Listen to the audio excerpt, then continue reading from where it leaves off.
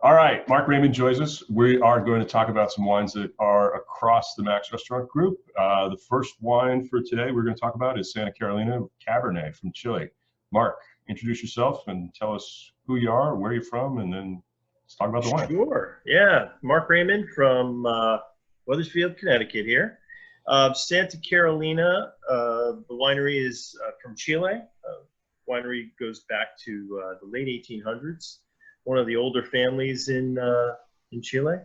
The headquarters of the winery is still centered in Santiago. The city's kind of built up around them.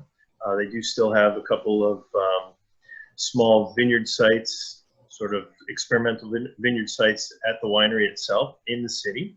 So if you ever visit the winery, it's pretty interesting. You're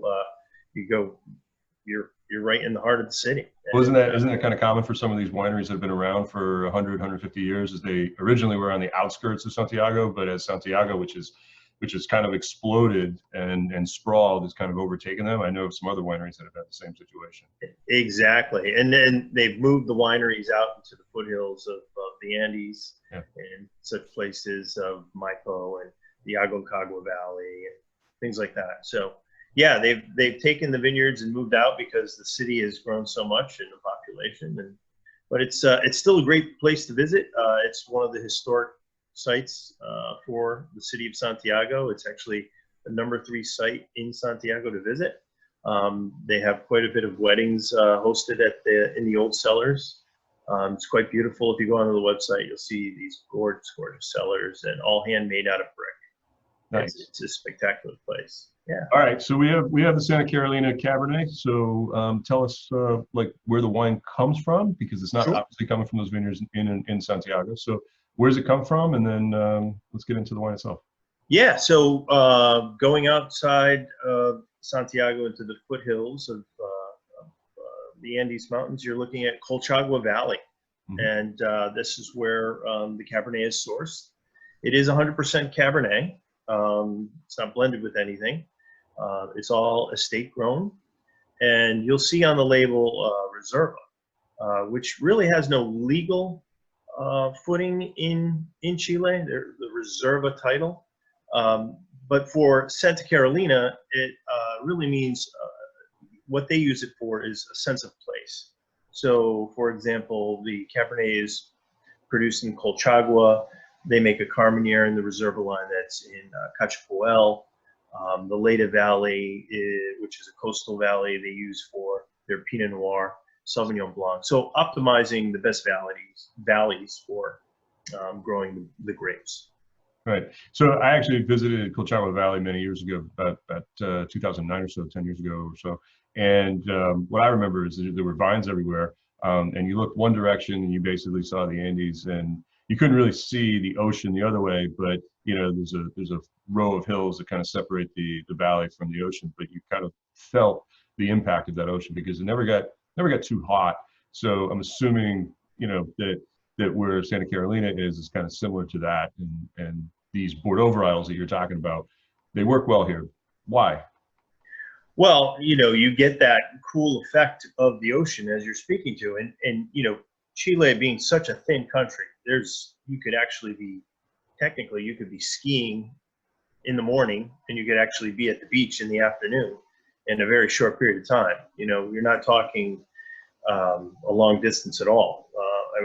In some cases, maybe, you know, a few hours, you know, 2-3 hours.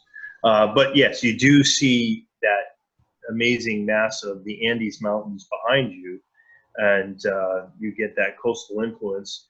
So you get cooler evenings and super warm days, and you know, that variation of temperature is great for long period of ripening for red grapes, skin development, flavor, aromatics, the whole thing. Yes, awesome.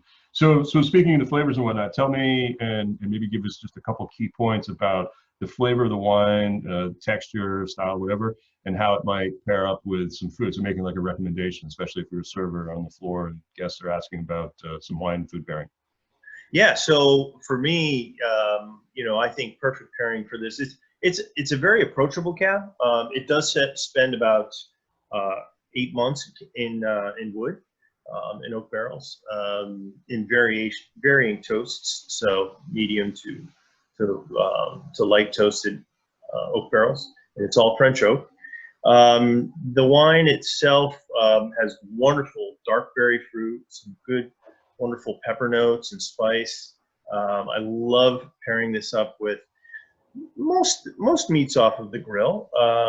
Things like the New York strip or a ribeye are easy, but some grilled vegetables, for people who don't want meats, great with a grilled portobello, or all sorts of wonderful cheese dishes that you could use. Right. We use the wine pretty much in all the restaurants. So we have it in everything from the steakhouses to seafood to pizza and burgers. Pizza to pasta. Yeah. That's why I like it. It works very versatile. Yeah. All right, cool. So any last points you want to talk about Santa Carolina Reserve Cab? Not to put you on the spot, but yeah. No, again, I think, if you taste it up against other Cabernets that you've had, it is clearly Cabernet. I love that it's 100% varietal, and I think it's really approachable. Yeah. I think that's the key point. Is it's accessible, it's a great value, and it's hard to beat something that's done in French oak, coming from say California or whatnot at the same price. So yeah, really good Cabernet. That's why we use it. So, all right, appreciate it. Thanks. Yeah.